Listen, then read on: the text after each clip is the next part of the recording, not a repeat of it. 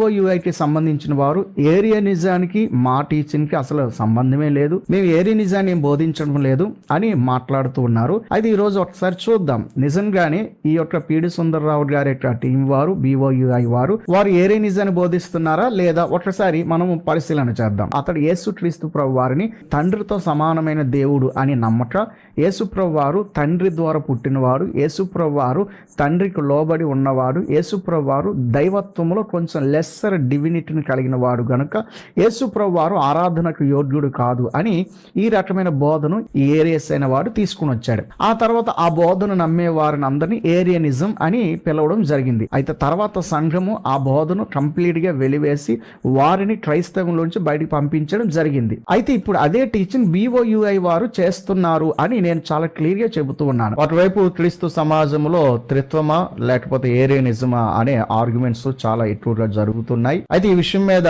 మనం నమ్ముతున్న త్రిత్వమే సత్యము, ఏరియనిజం అనేది వాక్యానికి విరుద్ధమని స్పందించి BOUIకి సంబంధించిన వారిని చర్చకు పిలిచాము. ఏరియనిజం అంటే ఏంటో తెలియదు కానీ మీరు ఏరియనిజం బోధనే చేస్తారు, కానీ మాది ఏరియనిజం బోధ కాదు అని మాట్లాడతారు. అందుకే ఆల్రెడీ నేను ప్రీవియస్ వీడియోలో చెప్పాను, మీరు నమ్మేది ఏరియనిజమే, చాలా క్లియర్ గా రుజువులతో నేను తెలియచేయడం జరిగింది. యోహానే చెప్పాడు ఏమని, మహిమ కలిగిన దేవుడు యేసు ప్రభువు.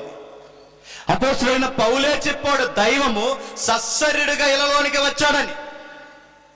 కానీ యేసు ప్రభు పుట్టాడని చెప్పింది చరిత్రలో ఎవడు చెప్పినా ఏరియన్స్ చెప్పాడు.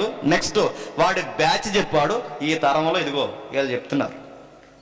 ఇప్పుడు చెప్పండి, ఆ రోజు దులుమాడడానికి పౌలున్నాడు, ఆ రోజు దులుమాడేయడానికి యోహాను గారు ఉన్నారు, ఆ రోజు అపోస్తుల ఆది సంఘం ఉంది. 2-3 శతాబ్దాలకు వచ్చేసరికి అలెగ్జాండర్ అథ్నేసి ఉన్నారు. ఈ జనరేషన్లో ఎవరున్నారంటే మనకు తెలిసిన తెలుగు రాష్ట్రాల్లో మన పరిధిలో మీ సంగతి చూడడానికి మేము ఉన్నాం. BOUI మీద రాలేకండి, వేసిన రాళ్ళు మళ్ళీ తిరిగి వచ్చి మిమ్మల్ని కొడతాయి, మీ మీదే పడతాయి. BOUI కౌంటర్ వేయాలనుకున్నారా ఎన్కౌంటర్ అయిపోతారు జాగ్రత్త. BOUI కౌంటర్ వేయాలనుకున్నారా ఎన్కౌంటర్ అయిపోతారు జాగ్రత్త. వాక్యాన్ని తప్పు చెప్తే ఊరుకోండి. మాకు ప్రభు అయిన యేసుక్రీస్తు పేరట హృదయపూర్వక వందనాలు తెలియజేస్తున్నాను. నేను ఈ వీడియోతో మీ ముందుకు రావడానికి గల ముఖ్య కారణం, గత కొద్ది రోజులుగా సోషల్ మీడియాలో వాదోపవాదాలు, ప్రగల్భాలు, క్రీస్తుని గురించి, దైవత్వాన్ని గురించి, త్రిత్వం గురించి రకరకాల వాదనలు మనం చూస్తూ ఉన్నాం. యూట్యూబ్ నిండా, ఫేస్బుక్ నిండా ఇవే వీడియోలు మనకు కనిపిస్తూ ఉన్నాయి. అయితే నేను మీ ముందుకు రావడానికి గల ముఖ్య కారణం ఏంటంటే, బైబిల్ ఓపెన్ యూనివర్సిటీ ఇండియా ఇంటర్నేషనల్ని ఈ బాధల్లోనికి తీసుకొచ్చి ఏరియానిజం అనే ఒక కాన్సెప్ట్ను, ప్రజలకు తెలియని ఒక కాన్సెప్ట్ని తెర మీద తీసుకొచ్చారు.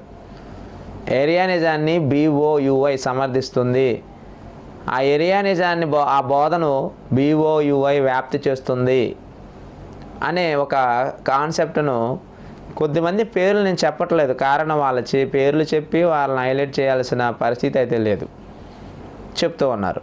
అసలు ఏరియానిజం వీళ్ళు చెప్పేంత వరకు చాలామందికి తెలియదు అనేది నా అభిప్రాయం.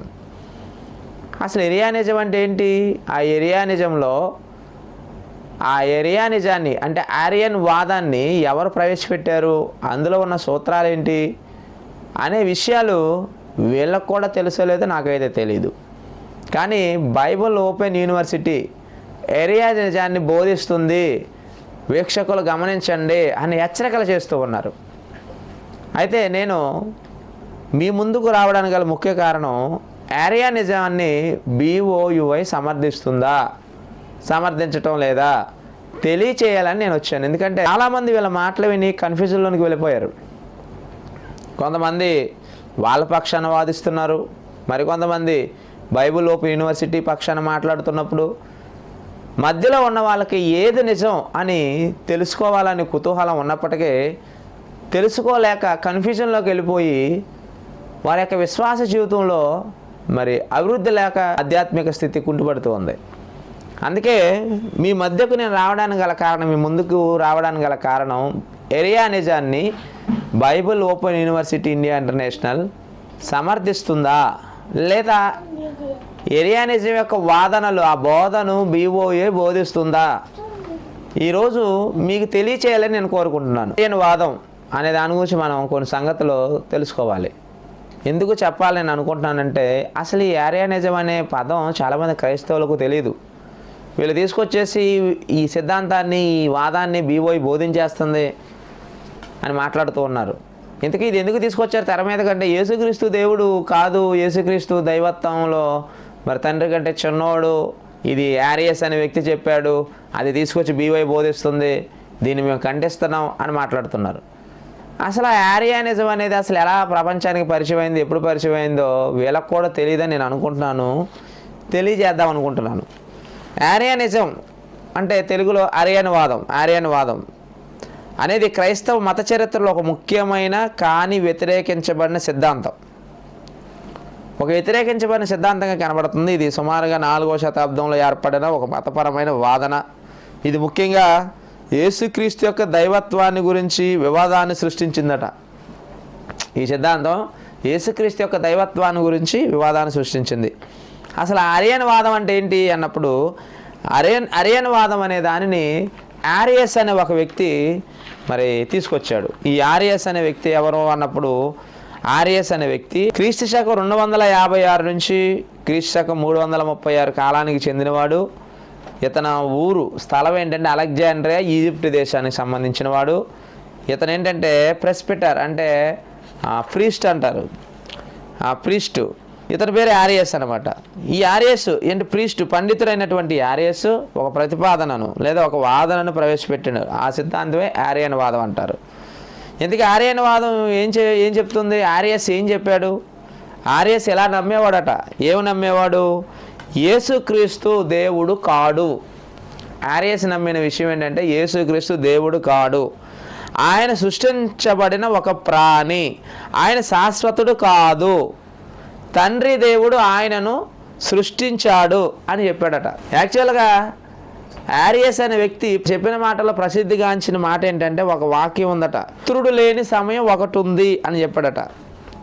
ఆర్యన్వాదం దీని మీద ఆధారపడి దేవుడు ఒక్కడే, యేసుక్రీస్తు శాశ్వతుడు కాదు, యేసుక్రీస్తు దేవుడు కాదు, యేసుక్రీస్తు సృష్టించబడిన ఒక ప్రాణి అని మాట్లాడుతున్నాడు.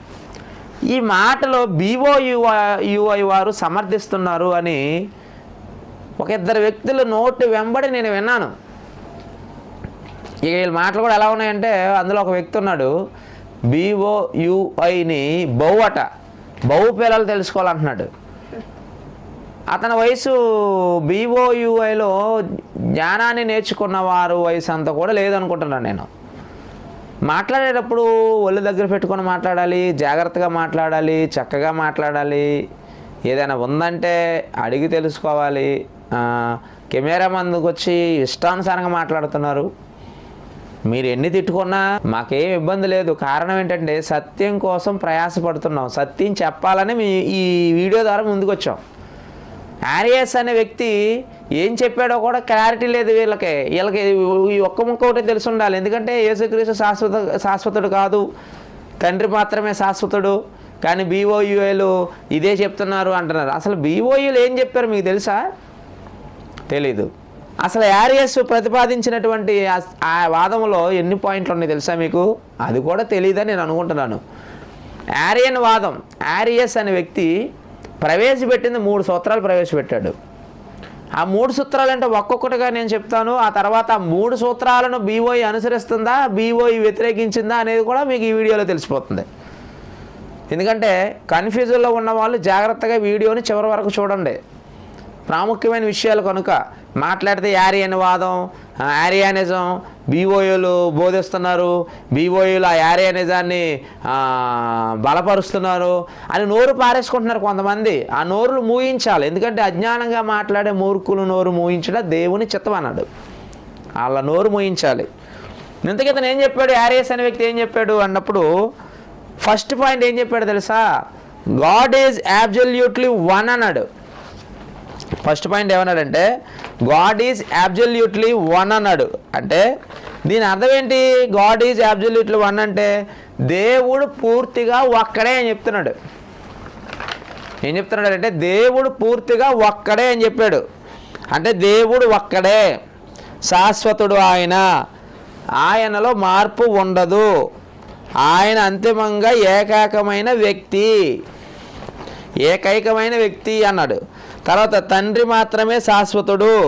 దేవునికి సృష్టించే స్వభావం ఉన్నదే తప్ప సృష్టించబడే స్వభావం ఉండదు అని చెప్పాడు. ఎవరో యారియస్. అతని వాదంలో ప్రముఖమైన పాయింట్ ఏంటంటే గాడ్ ఈజ్ అబ్సల్యూట్లీ వన్, ఒక్కడే దేవుడు. ఇక రెండో పాయింట్ ఏంటంటే ఆ వాదనలో రెండవ సూత్రం ఏంటంటే ద సన్ ఈజ్ క్రియేచర్ అన్నాడు. ద సన్ ఈజ్ క్రియేచర్ అంటే పుత్రుడు సృష్టించబడ్డాడు అంటే ఆయన దేవుడు సృష్టించిన మొదటి సృష్టి. అతడు చాలా గొప్పవాడు, అయినా దేవుడు కాదు. అతడు సృష్టించబడ్డాడు కాబట్టి ఆయన శాశ్వతుడు కాదు. ఆయనకు ఒక ఆరంభం ఉంది. There was a time when the son was not అన్నాడు. అర్థమవుతుంది కదా? ఇది రెండో సూత్రం అనమాట. ఇక మూడో సూత్రం ఏంటంటే the son is not same essence as the father అన్నాడు. అంటే దీని అర్థం ఏంటి? కొడుకు తండ్రి లాంటి సారవంతమైన వాడు కాడు అని చెప్పాడు. పుత్రుడు ఒక జీవన్ రెండో పాయింట్ చెప్పాడు. మూడోది ఏంటంటే కొడుకు తండ్రి లాంటి సారవంతమైన వాడు కాడు అన్నాడు. అంటే son is not equal father అంటే దేవునితో సమానుడు కాడు అన్నాడు. దేవునిలో ఉన్నటువంటి తత్వం యేసులో లేదు అన్నాడు. ఈ మూడు సూత్రాలు చెప్పాడండి. ఈ మూడు సూత్రాలు చెప్పి ఇదే ఆర్యానిజం. ఈ ఆర్యానిజాన్ని BOE సమర్థిస్తుంది. BOEని మీరు నమ్మకండి, BOE బోధలో మీరు వినకండి. BOE ఆర్యానిజాన్ని బోధిస్తుందా, సమర్థిస్తుందా? ఇప్పుడు నేను చెప్తాను, జాగ్రత్తగా నోట్ చేసుకోండి పాయింట్లు. ఎందుకంటే బైబిల్ ఎంత గొప్పదో ఈ ప్రపంచానికి ఉన్నత శిఖరాలలో బైబిల్ నిలబెట్టడం, యేసుక్రీస్తు యొక్క ఔన్నత్యాన్ని ప్రపంచానికి ఉన్నతంగా చూపించడం చేసిందే Bible Open University India International. మహనీయులకు మార్గదర్శి క్రీస్తు అని చెప్పింది ఎవరు? BOE కాదా? చెప్పండి, ఆలోచించండి. యేసుక్రీస్తు పరలోకం కంటే ముందే ఉన్నాడు. నిన్న ఒక ఆయన పెద్ద మనిషి, ఆయన పేరు ఎత్తట్లేదు నేను, మీకు ఆల్రెడీ తెలుసు, యేసుక్రీస్తు పరలోకంలో పుట్టాడని నిరూపిస్తే 2 నిమిషాలు ఓడిస్తానన్న మాట 2 తెలుగు రాష్ట్రాలను ఊపేసింది అన్నాడు. నేను ఎలా ఓడిస్తానో తెలుసా? యేసుక్రీస్తు ముందా పరలోకం ముందా అని అడుగుతాడట. అప్పుడు అందరూ పరలోకం ముందు కాదు యేసుక్రీస్తు ముందే అంటారట. మీరేమన్నారు? యేసుక్రీస్తు పరలోకంలో పుట్టాడు అన్నారు. నేనేమన్నాను? యేసు పరలోకం కంటే ముందు ఉన్నాడు, ఓడిపోయారా లేదా అన్నాడు. ఇక చెప్పట్లు కొడుతున్నారు వీళ్ళు. యేసు పరలోకం కంటే ముందే ఉన్నాడని బైబుల్ ఓపెన్ యూనివర్సిటీ ఇండియా ఎప్పుడో చెప్పింది. BOE చెప్పిందంటే అందులో ఉన్న పెద్దలు కింగ్ జాన్సన్ విక్టర్ గారు ఎప్పుడో చెప్పారు, మాకు డైరెక్టర్ గారు నేర్పించారని ఆయన నోటి వెంబడి చెప్పాడు. ఆ వీడియో సోషల్ మీడియాలో వైరల్ అయింది కూడా, మీకు తెలుసు. యేసు పుట్టక ముందు పరలోకం లేదు. పరలోకం పుట్టింది ఎప్పుడు తెలుసా? యేసు పుట్టిన తరువాత. చాలా మందికి తెలియదండి. డైరెక్టర్ గారు ఎప్పుడో చెప్పారు ఇవన్నీ, ఎవరికి ఎక్కవు. డైరెక్టర్ గారు ఎప్పుడో చెప్పారు ఇవన్నీ, ఎవరికి ఎక్కవు. యేసు ముందు పరలోకం లేదు, స్వర్గము హెవెన్ అంటారు చూసారు, ఇవి లేవు. సామెతల గ్రంథం 8వ అధ్యాయం 31. ఆయన కలుగజేసిన పరలోకమును బట్టి దేవుడు ఏం చేశాడట? పరలోకం కలుగు చేశాడట. ఎప్పుడు? కలిగి ఉన్నదేది ఆయన లేకుండా కలగలేదు. యోహాను సువార్త 1:2. ఆయన ఆదియందు దేవుని యొద్ద ఉండెను, సమస్తమును ఆయన మూలముగా కలిగెను. అవును. కలిగి ఉన్నదేది ఆయన లేకుండా కలగలేదు. కలిగి ఉన్నదేది ఆయన లేకుండా కలగలేదు. యేసు పుట్టక ముందు పరలోకం లేదు. యేసు పుట్టక ముందు పరలోకమే లేదు. ఎప్పుడు పుట్టింది పరలోకం? కలిగి ఉన్నదేది ఆయన లేకుండా కలగలేదు అంటే యేసు పుట్టాలి. అప్పుడు యేసు పుట్టిన తర్వాత దేవుడు ఏం చేశాడట? ఆయన కలుగు చేసిన పరలోకమును బట్టి సంతోషించుచు. పరలోకం చేసేసరికి యేసు ప్రభుకి ఎలా ఉందట? ఆయన కలుగు చేసిన పరలోకమును బట్టి సంతోషించుచు. ఎలా ఉందో చూడండి, లోకం ఎలా ఉందో చూడండి. పరలోకంలోకి వెళ్ళిపోతే ఎలా ఉండదు అన్నమాట మనకి సంతోషం. ఈలో ఇప్పుడు ఆ పెద్ద మనిషి ఎక్కడి నుంచి కాపీ కొట్టాడు చెప్పండి. ఇప్పుడు మీరు ఎక్కడి నుంచి కాపీ కొట్టాడండి? ఒకప్పుడు ఆయన BOEలో ఉన్న వ్యక్తే కదా, BOEలో పనిచేసిన వ్యక్తే కదా. ఈరోజు నోరు పారేసుకుంటున్న కొంతమంది BOEల నుంచి వచ్చిన వాళ్ళే కదా. ఎందుకండి క్రైస్తవమైన చులకన చేస్తున్నారు? క్రైస్తవుల మధ్యలో అబాస పాలవుతున్నారు ఇలా మాట్లాడుకొని. నేను మిమ్మల్ని ఏదో ద్వేషించేయడానికి నేను రాలేదండి. ప్రజలకు క్లారిటీ ఇవ్వడానికి నేను వచ్చాను ఈ వీడియో ద్వారా. ఏంటంటే ఏరియన్ వాదాన్ని BOUA సమర్థిస్తుందా లేదో మీకు చెప్పాలని వచ్చాను. అవి చెప్పి నేను ముగిస్తాను. ఇక్కడ గాడ్ ఈజ్ అబ్జల్యూట్లీ వన్ అన్నాడు. దేవుడు పూర్తిగా ఒకడే దేవుడు, ఆయనే శాశ్వతుడు, యేసుక్రీస్తు శాశ్వతుడు కాదు అంటున్నాడు. ఎవరో యారియస్ అనే వ్యక్తి చెప్తున్నాడు అండి. యారియస్ అనే వ్యక్తి చెప్తున్నాడు తండ్రి అనే దేవుడు నిత్యుడు శాశ్వతుడు అని అంటున్నాడు. మరి BOA తండ్రి ఒక్కడే నిత్యుడు, యేసుక్రీస్తు నిత్యుడు కాదని ఎప్పుడని చెప్పారా BOAలో ఉన్నవాళ్ళు పెద్దలు? ఆలోచించండి, ఏం చెప్పారండి? చూడాలి కదా మీకు వీడియో, చూద్దరు కానీ ఒక వీడియో. ఏదో యేసుప్రభుని నిత్యుడు కాదంటున్నామని, యేసుప్రభు కుమారుడు కాదంటున్నామని, యేసుప్రభుని దైవత్వం లేదంటున్నామని. ఎవరన్నారా యేసుప్రభు దేవుడు కాదని? నిజమైన దేవుడని ప్రకటిస్తున్నాం మనం, పరిశుద్ధాత్ముడు దేవుడని ప్రకటిస్తున్నాం మనం. Bible Open University India international వారు యేసుప్రభు దేవుడు కాదంటారండి. ఎక్కడన్నా మేము దేవుడు కాదని? అసలు యేసుప్రభు కోసం టాప్లో చూపించేది, గొప్ప స్థాయిలో చూపించే పాటల్లో కావచ్చు, ప్రసంగాల్లో కావచ్చు, మేమే ఎప్పుడు మొదటి స్థానంలో ఉంటాం. నేనే పబ్లిక్ మీటింగ్లో ఎన్నోసార్లు యేసుప్రభుని హీరోగా చూపించాను నేను, గొప్పగా.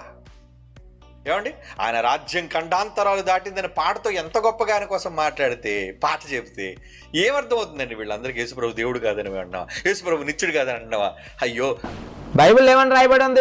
కొలస్సీలకు రాసిన పత్రిక 1:17 ఆయన అన్నిటికంటే ముందుగా ఉన్నవాడు, ఆయన సమస్తమునకు ఆధారభూతుడు. అన్నిటికంటే ముందుగా ఉన్నవాడు ఎవరండి? యేసుక్రీస్తు వారు. ఆది సంభూతుడు అంటే చనిపోయిన వారిలో మొదటగా లేచినవాడు. ఈయన నిత్యుడు కాదా? తండ్రి ఒక్కడే నిత్యుడా? యేసుక్రీస్తు నిత్యుడు కాదా? అసలు వాదన ఏంటంటే యేసుక్రీస్తు తండ్రికి పుట్టలేదని ఒక కామెడీ విషయం ఏంటంటే, ఒక ఆయన అంటున్నాడు తండ్రి ఒక యెహోవా, యేసు ఒక యెహోవా, పరిశుద్ధాత్ముడు ఒక యెహోవా అని చెప్పడానికి అతను తంటాలు పడుతూ అంటాడు తండ్రి ఒక యెహోవా, కుమారుడైన యెహోవా, పరిశుద్ధాత్ముడు యెహోవా. ఈయన చెప్పండి, ఈయన ఆయన అని ఇలా మాట్లాడట్లేదు. మేము గుర్తుపెట్టుకోండి, ఆయన ఈయన లేదు, ఈయన ఆయన లేదు, ఆయన ఈయనని కలగూరకంటం లేదు. ఆయన ఆయనగా ఉన్నాడు, ఈయన ఈయనగా ఉన్నాడు, ఈయన ఈయనగానే ఉన్నాడు. ఆయన ఎవరు? యెహోవా. ఈయనెవరు? కుమారుడైన యెహోవా.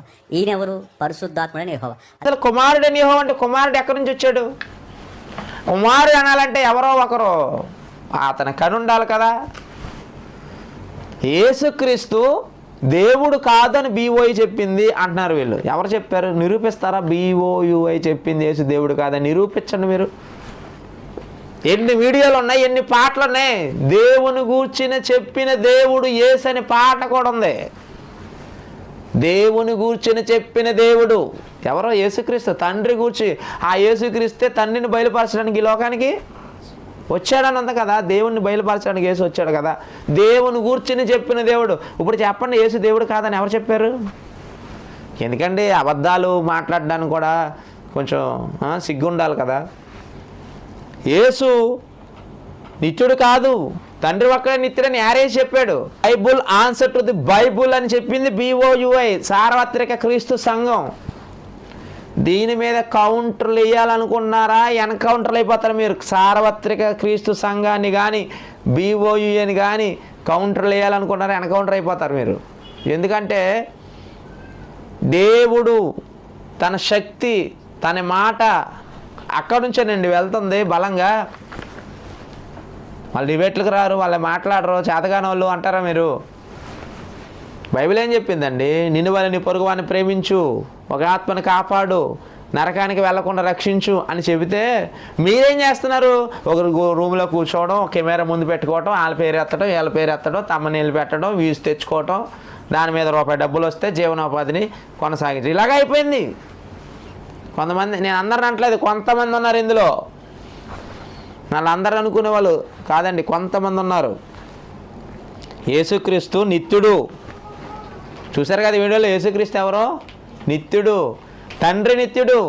తండ్రిలో నుంచి వచ్చిన వాడు ఏమవుతాడు? నిత్యుడు అవుతాడు. అందుకే ఎబ్రీ పత్రిక 7వ అధ్యాయము 24-25 ఏమంటారో తెలుసా? ఎబ్రీ పత్రిక 7వ అధ్యాయం 24-25 రాయబడిన మాట్లాడండి. విజ్ఞాపనము చేయుటకు నిరంతరము జీవించుచున్నాడు.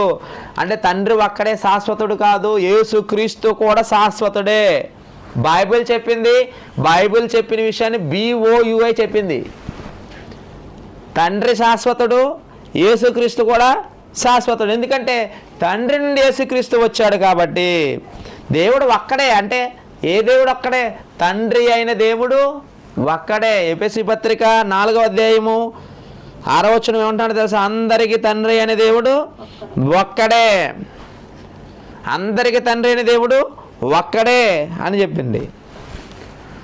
తండ్రి మాత్రమే ఒక్కడే కాదు, యేసు ప్రభు కూడా దేవుడే. బైబిల్ చెప్పింది, BOU చెప్పింది. యేసుక్రీస్తు కూడా దేవుడే, యేసుక్రీస్తు కూడా దేవుడే. యేసుక్రీస్తు మాత్రమే కాదు, పరిశుద్ధాత్మలు కూడా దేవుడే. పరిశుద్ధాత్మే కాదు, వాక్యం ఎవరి యొద్దకు వచ్చునో వాళ్ళు కూడా దేవుళ్ళే. యోహాను సువార్త 10వ అధ్యాయము 35వ వచనం బైబిల్ చెప్పింది, BOU చెప్పింది. ఏమని? వాక్యము ఎవరి యొద్దకు వచ్చునో, దేవుని వాక్యం ఎవరికి వచ్చిందో వారే దైవములని. ఇది నచ్చగా కొంతమంది BOUని బహు పిల్లలంట, బహు అంట. దుష్టులైన పనివారిని కుక్కలతో పోల్చాడు. మేము దుష్టులు కాదే. యేసు దేవుడని, యేసు ప్రపంచానికి కాలాన్ని లెక్కించే సహపురుషుడని పరిచయం చేసింది ఎవరయ్యా? అక్కడ నేర్చుకొని బయటకు వచ్చి మళ్ళీ అక్కడ ఉన్నవారిపై బురద జల్లాలి, యూనివర్సిటీ మీద బురద జల్లాలి అని ప్రయాసపడతారు. ఎందుకండి? ఒక ఆత్మను కాపాడండి. వెళ్ళి సువార్త సభ పెట్టి ఒక ఆత్మను, ఒక పాపిని రక్షించే వాక్యాలు చెప్పండి. ఓ తర్జన పర్జనలు ఏంటో ఎందుకు మాట్లాడుతున్నారో అసలు నాకేం అర్థం కావటం లేదు. మాట్లాడితే ఏరియానిజం ఏదో పదాన్ని తెర మీద తీసుకొచ్చారు. అందుకే నేను పన్ను కట్టుకొని వచ్చాను ఈ వీడియోతో. ఏరియానిజాన్ని BOU సమర్థిస్తుంది. ఎక్కడొచ్చా సమర్థించింది? యేసుక్రీస్తు దేవుడు కాదని బైబిల్ చెప్పిందా? బైబిల్ చెప్పలేదే, దేవుడు అని చెప్పింది. BOU చెప్పిందా దేవుడు కాదని? లేదే, BOU కూడా దేవుడు అని చెప్పింది. ఆర్యస్ ఏం చెప్పాడు? తండ్రి ఒక్కడే దేవుడు అని చెప్పింది. యేసుక్రీస్తు దేవుడు కాదని చెప్పాడు. మరి బైబిల్ ఓపెన్ యూనివర్సిటీ ఏం చెప్పింది? ఆర్యస్ చెప్పింది ఉప్పని చెప్పిందా, తప్పని చెప్పిందా? తప్పని చెప్పింది. అతను తండ్రి మాత్రమే దేవుడు, యేసుక్రీస్తు దేవుడు కాదంటున్నాడు. కానీ BOU యేసుక్రీస్తు కూడా దేవుడు అని చెప్పింది. ఇక రెండో పాయింట్ ఏంటో తెలుసా? ద సన్ ఈజ్ క్రియేచర్, అంటే పుత్రుడు ఒక జీవి. అంటే పుత్రుడు అనగా యేసుక్రీస్తు సృష్టించబడినవాడు, మొదటి సృష్టి, చాలా గొప్పవాడు. కానీ దేవుడు కాదు, శాశ్వత కాదు. ఎందుకంటే ఆయనకి ఆరంభం ఉంది, కొడుకు లేని సమయం ఉంది అని ఆర్యస్ చెప్తున్నాడు. కానీ BOU ఏం చెప్పింది తెలుసా? యేసుక్రీస్తు ఆత్మ, పరలోకానికంటే ముందున్నవాడు, తండ్రిలో నుంచి వచ్చినవాడు. ఆ తర్వాత పరలోకం వచ్చింది. పరలోకంలో పుట్టాడని మేమేం చెప్పట్లేదు. పరలోకం కంటే ముందు యేసు ఉన్నవాడని చెప్తున్నాం. ఉన్నవాడులో నుంచి వచ్చిన వాడు ఏమవుతాడు కదండి? ఉన్నవాడే కదండి. ఉన్నవాడు దేవుడు అయినప్పుడు ఉన్నవాడులో నుంచి వచ్చిన వాడు కూడా దేవుడు అవుతాడు కదండి. యేసు దేవుడని హీరోగా చూపించింది ఎవరో తెలుసా? Bible Open University India international అండి. నిన్న కూడా పాట వచ్చింది కదండి, ఖండాంతరాల దాటిన క్రీస్తు ఖ్యాతని. యేసు గురించి అన్న యేసుక్రీస్తు తమిళ హిందూ అంటే రోడ్లెక్కి ర్యాలీలు చేసింది ఎవరో తెలుసా? BOU కాదా? మిగతా వాళ్ళు ఎక్కడ పోయారు? యేసుక్రీస్తు తమిళ హిందూ అని వచ్చినప్పుడు ఎలా తమిళ హిందూ అయ్యాడు అని ర్యాలీ చేసింది ఎవరండి? BOU కాదా? బైబిల్కి అగనిస్ట్గా మాట్లాడుతున్న వారి గుండెల్లో రైలు పరిగెట్టించింది BOU కాదా? మీరేమైనా చేశారా? మీరు ఎవరితో మాట్లాడారా? జయశాల గారు వయసులో పెద్దవాడండి. ఆ పెద్దవాడిని కూడా గౌరవించుకోకుండా వ్యంగ్యంగా మాట్లాడుతున్నారండి. తప్పు ఉందనుకోండి, ఆయనకి అంటే చిన్నవాళ్ళు ఉన్నారు, వాళ్ళతో ఫోన్లో మాట్లాడండి. అయ్యా మీరు ఇలా తప్పు చెప్తున్నారు, మేము అనుకుంటున్నాం అని మాట్లాడండి. ఒక్కళ్ళు ఫోన్ చేయమనంటే ఫోన్ ఎత్తట్లేదుగా మీరు అంటారు. మీరు ఏ విషయంలో ఎలా ఫోన్ చేస్తారు? మీరు ప్రేమతో ఒక ప్రశ్నకు సమాధానం తెలుసుకుందామని మాత్రం ఫోన్ చేయరు మీరు, నాకు తెలుసు. తప్పులు పట్టుకొని ఆడియోలు రికార్డ్ చేసి తమ్మనేలు పెట్టి ఈ ఆడియోలు వదులుదామన్న కోణంలోనే మీరు ఫోన్లు చేస్తారు. అలా మీ ఫోన్లు ఎందుకు ఎత్తాలి? అవి డైరెక్ట్గా వచ్చే ఎదురు బదురుకు మాట్లాడుకుందాం. దయచేసి విశ్వాసుల్నే మీరు గలిబిలు చేయకండి సోదరులారా. మేము సోదరులు అంటాం కూడా చాలా ఇబ్బందిగా ఉంటుంది. ఎందుకంటే నిజంగా దేవునిలో ఖచ్చితత్వం కలిగి దేవుని కోసం బ్రతికే వాళ్ళని ఖచ్చితంగా సోదరులు అనాలి. మీరేం చేస్తున్నారు? మా అందరం క్రైస్తవులే కదా, క్రీస్తుని ధరించుకున్న వాళ్ళమే కదా, మనకెందుకు ఈ గొడవలు, మనకెందుకు ఈ రభస? ప్రేమతో మరి మాట్లాడుకుందాం అని ఉండాలి కదా.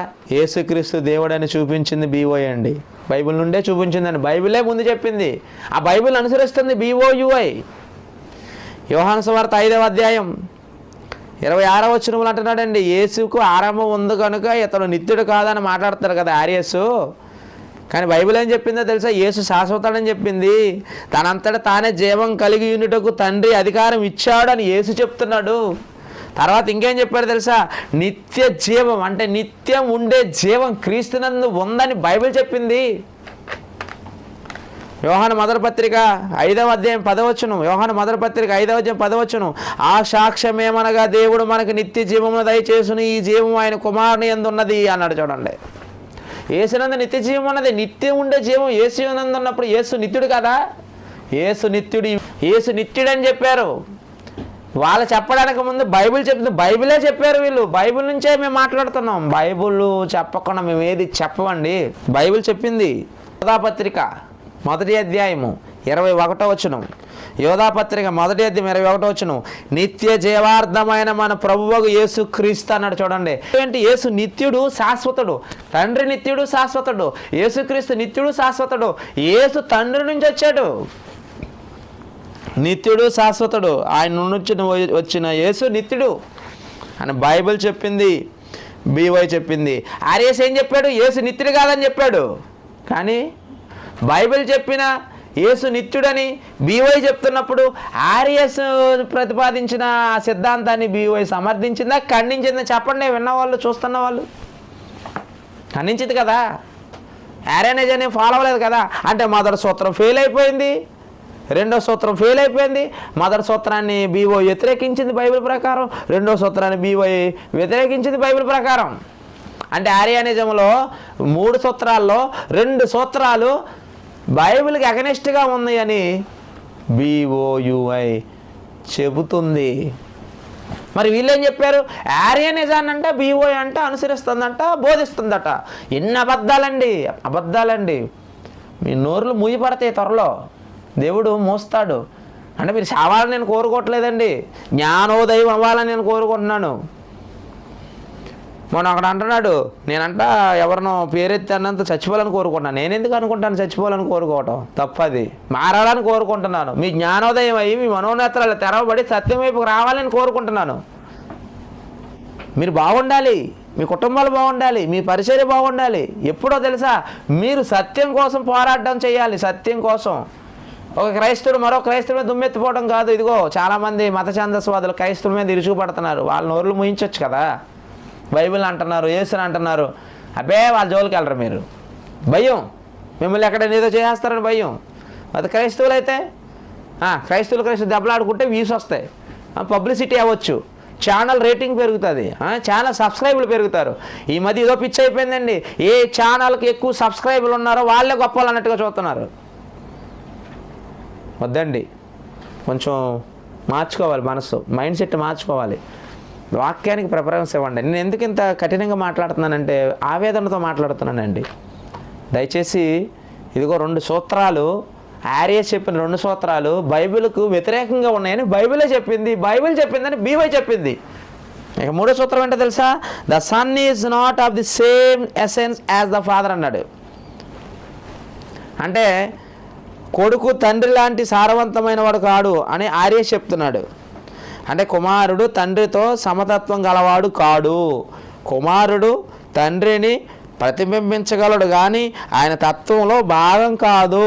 అంటే తండ్రి ఈజ్ ఈక్వల్ టు అసలైన తత్వం, కుమారుడు ఈజ్ నాట్ ఈక్వల్ టు తత్వం అంటున్నాడు. ఎవరో? ఆర్యస్. మరి బీఓ ఏం చెప్పింది? బైబిల్ ఏం చెప్పిందో బీఓయుఐ అదే చెప్తుంది. బైబిల్ ఏం చెప్పిందో బీఓయుఐ అదే చెప్తుంది. బైబిల్ ఏం చెప్పింది? హెబ్రీ పత్రిక 1వ అధ్యాయం 3వ వచనంలో ఏం చెప్పింది? హెబ్రీ పత్రిక 1వ అధ్యాయం 3వ వచనం, ఆయన తత్వము యొక్క మూర్తిమంతమునై ఉండి, ఆయన తత్వము యొక్క మూర్తిమంతమునై ఉండి అన్నాడు. అంటే మూర్తిమంతం, ఆయన తత్వం యొక్క మూర్తిమంతం అంటే దేవుని స్వభావము, లక్షణాలు యేసులో సంపూర్ణంగా కనిపిస్తున్నాయి. దేవుని స్వభావము, లక్షణాలు ఎవరిలో కనబడుతున్నాయి? యేసులో సమానంగా ఏమంటే సంపూర్ణంగా కనిపిస్తున్నాయి. ఇంకా యేసు గురించి ఏమని రాశాడు తెలుసా? కొరింథీయులకు రాసిన 2వ పత్రిక 4వ అధ్యాయం 4వ వచనంలో దేవుని స్వరూపి అయి ఉన్న క్రీస్తు. క్రీస్తు ఎవరో? దేవుని స్వరూపి, దేవుని స్వరూపి అయి ఉన్న క్రీస్తు. ఇంకా యోహాను సువార్త 14వ అధ్యాయము 9వ వచనం. అంతకంటే ముందు మరొక వచనం చూద్దాం. కొలస్సీలకు రాసిన పత్రిక 2వ అధ్యాయం 9వ వచనం. కొలస్సీలకు రాసిన పత్రిక అపోస్తలుడైన పౌలు గారు 2వ అధ్యాయం 9వ వచనం ఏమన్నాడో తెలుసా? ఎలా అనగా దేవత్వం యొక్క సర్వపరిపూర్ణత శరీరముగా క్రీస్తునందు నివసించుచున్నది అన్నాడు. దేవత్వము ఎవరి శరీరం అందు నివసించిందట? క్రీస్తు శరీరం అందు నివసించిందట. అంటే తండ్రిలో ఉన్న లక్షణాలన్నీ ఇప్పుడు ఎవరిలో ఉన్నాయి? యేసులో ఉన్నాయి. తండ్రి తత్వం ఇప్పుడు ఎవరిలో ఉంది? యేసులో ఉంది. అందుకే ఆయనకి ఏ పేర్లు పెట్టబడతాయి అని చెప్పాడు తెలుసా? ఆలోచనకర్త, బలవంతుడైన దేవుడు, నిత్యుడగు తండ్రి. తండ్రి నిత్యుడు అన్నప్పుడు ఆ పేరు పెట్టుబడుతుంది యేసు ప్రభుకు అన్నప్పుడు యేసు నిత్యుడు కాదా? తండ్రికున్న తత్వం యేసులో ఉంటుంది అన్నప్పుడు యేసుకున్న తత్వం తండ్రికున్న తత్వం సమం కాదా? కామన్ సెన్స్ ఉందా? ఆర్యనిజాన్ని బీఓఈ బోధిస్తుందా? తప్పు మాట్లాడుతున్నారు. తప్పు సరి చేసుకోండి. ఒక అతను అంటే విశ్రాంతి క్రిస్టియన్, త్రిత్వం అన్న అర్థం మీకు తెలియలేదు, వన్నెస్ గురించి బోధిస్తున్నారు. అసలు ఏం తెలుసయ్యా నీకు? నీ వయసు చేస్తే చాలా చిన్నగా ఉంది కానీ పెద్ద పెద్ద మాటలు మాట్లాడతావు. ముందు బైబిల్ బాగా చదువు బ్రదర్. నువ్వు బైబిల్ బాగా చదవాలి. మీరు తండ్రిలో తత్వం యేసులో లేదని ఆర్యస్ చెప్పాడు, కానీ బైబిల్ ఏం చెప్పింది? తండ్రితో సమానంగా ఉండటం విరుచుకోవడం భాగ్యం అంటే అవును, యేసుక్రీస్తు తండ్రితో సమానుడు. ఎలా? ఆయన తత్వంలో, దైవత్వంలో ఆయన కుమారుడు, ఆయన నుంచి వచ్చాడు. ఆయన లక్షణాలు ఈయనలో ఉన్నాయి. అది సమానం కాదని ఎవరు చెప్పారు? మేము చెప్పాము ఆయన సమానం కాదని. బీవై చెప్పిందా? యేసు దేవుడని బీవై చెప్పింది. తండ్రి లక్షణాలు యేసులో ఉన్నాయని చెప్పాడు. అందుకే యోహాను సువార్త 14:9 ఏమన్నాడు? యోహాను సువార్త 14:9 నన్ను చూచినవాడు తండ్రిని చూచి ఉన్నాడు అంటున్నాడు. పిలుపు అడుగుతున్నాడు తండ్రిని చూపించమంటే. నన్ను చూస్తే చాలా తండ్రిని చూసినట్టు అన్నాడు. అంటే ఇప్పుడు అర్థం ఏంటి? ఆయన ఈయననా? ఆయన ఈయనని కాదుగా. ఆయనలో ఉన్న లక్షణాలు, ఆయనకున్న స్వభావం ఇప్పుడు ఎవరిలో కనబడుతుంది తెలుసా? యేసుక్రీస్తులో కనబడుతుంది. ఆయనలో ఉన్న లక్షణాలు, ఆయన తత్వం యేసులో ఉంది. ఆర్యస్ ఏమన్నాడు? ఆర్యస్ యేసులో లేదన్నాడు. యేసులో ఉందని బైబిల్ అంది, బీఓఐ అంది. చూడండి, దీన్ని బీఓఐ సపోర్ట్ చేయలేదు కదా. దేవుని తత్వంలో భాగం కాదంటున్నాడు కదా. యేసు దేవుని తత్వంలో భాగం అని వాక్యం సెలవిస్తుంది కదా. అందుకే చూడండి కొన్ని మాటలు చెప్తాను. తండ్రి ఆయన దేవుడు, యేసుక్రీస్తు కూడా దేవుడే. తండ్రి ప్రేమమయుడు, యేసుక్రీస్తు కూడా ప్రేమమయుడే. తండ్రికి అన్నీ తెలుసు, అలాగే యేసుక్రీస్తు కూడా అన్నీ తెలుసు. ఇంకా తండ్రి పరిశుద్ధుడు, యేసు కూడా పరిశుద్ధుడే. ఇంకా చాలా ఉన్నాయి చెప్పుకోవాలంటే. అంటే తండ్రిలో ఉన్న లక్షణాలన్నీ ఇప్పుడు ఎవరిలో కనబడుతున్నాయి? యేసులో కనబడుతున్నప్పుడు ఆర్యస్ ఏం చెప్పాడు? తండ్రిలో ఉన్న తత్వం యేసులో లేదని చెప్పాడు. ముందని చెప్తున్నాం. తండ్రి నిత్యుడైనప్పుడు యేసు నిత్యుడే, తండ్రి దేవుడైనప్పుడు యేసు కూడా దేవుడే కాదని ఎవరు చెప్పారండి? యేసు దైవత్వాన్ని తగ్గించేసి మాట్లాడుతున్నారు బీఓఐ వారు. ఎవరు చెప్పారండి? అసలు ప్రపంచానికి కన్న తండ్రిని మూసేసింది మీరే. క్రైస్తును అక్కడనే చూపిస్తున్నారు. క్రీస్తుని పంపించిన తండ్రి మీరే అంటున్నారు కదా. తండ్రి ఉన్నాడు, కుమారుడు ఉన్నాడు, పరిశుద్ధాత్ముడు ఉన్నప్పుడు యేసు ఒక్కడి గురించి ఎందుకు చెప్తున్నారు? మీరు తండ్రి గురించి కూడా చెప్పాలిగా. మీరు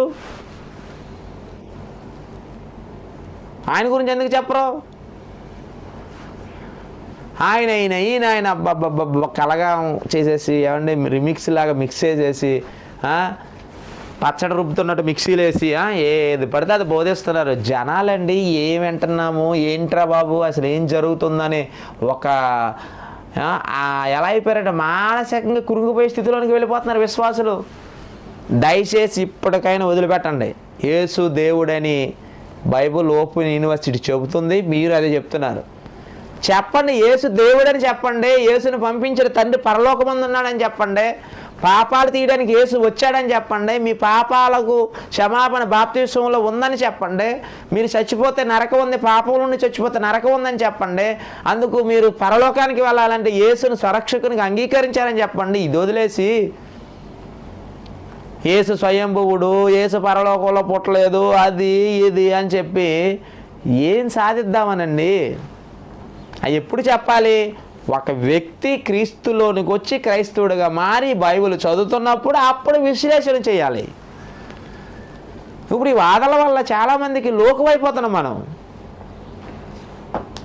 ముందు మీరే కాదండి మొదలుపెట్టింది. ఎవరు మొదలు పెట్టారండి? ముందు ఒక తప్పుడు బోధన సమాజంలోకి తీసుకెళ్ళిపోతుంది మీరే కదా. 3 సూత్రాలు యారియస్ చెప్పాడు.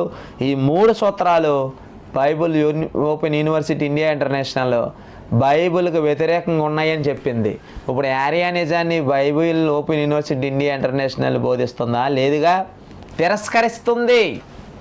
BOUI తిరస్కరించక ముందే ప్రారంభంలోనే యారియస్ ఉన్న ఇప్పుడు క్రీస్తు శకం 256 నుంచి 336 ఆ కాలంలో 325లోనే యారియస్ సిద్ధాంతాన్ని బ్యాన్ చేశారు తెలుసా మీకు? చూడండి, యారియస్ బోధనలకు ఎదురు దెబ్బ. నికియా సభ అంటే కౌన్సిల్ ఆఫ్ నికియా 325 AD. యారియస్ బోధనలు చర్చిలో తీవ్రమైన కలహాలకు దారితీశాయి. చూడండి, యారియస్ బోధనలు చర్చిలో తీవ్రమైన కలహాలకు దారితీశాయి. అందుకే కైసర్ కాన్స్టాంటైన్ 325 ADలో 325 ADలో నికియా నగరంలో ఒక మహాసభను ఏర్పాటు చేశాడు. ఈ సభలో ఏం చెప్పాడు తెలుసా అతను? మొదటి పాయింట్, యారియస్ బోధనలను తప్పుగా ప్రకటించారు. ఆయన తన బోధనలు తప్పని ప్రకటించారు. రెండో పాయింట్, క్రీస్తు దేవుడితో సమానమైన దేవుడని గట్టిగా ప్రకటించారు. మూడో పాయింట్, నైసీన్ క్రీడ్ అనే విశ్వాస ప్రస్తావన స్టేట్మెంట్ ఆఫ్ ఫెయిత్ రాశారు.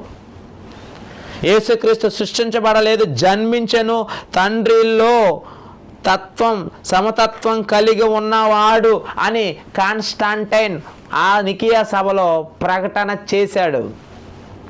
చివరికి ఆర్యస్ బోధనకు ప్రతిస్పందనగా చర్చ ఏం చేసింది తెలుసా?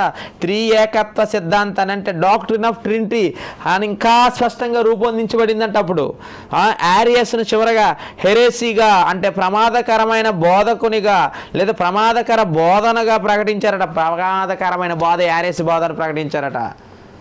అలాంటి ప్రమాదకరమైన బోధన BOI బోధిస్తుందా? అసలు ఇంత చరిత్ర మీకు తెలుసా? నాకైతే అనుకుంటాను మీకు తెలియదు. ఆ పదం బాగుంది, ఏదో 2 మొక్కలు పట్టుకొని ఎక్కడో ఈ గూగుల్లో టైప్ చేసి ఉంటారు, వచ్చి ఉంటుంది, BOI మీద రుద్దేస్తున్నారు.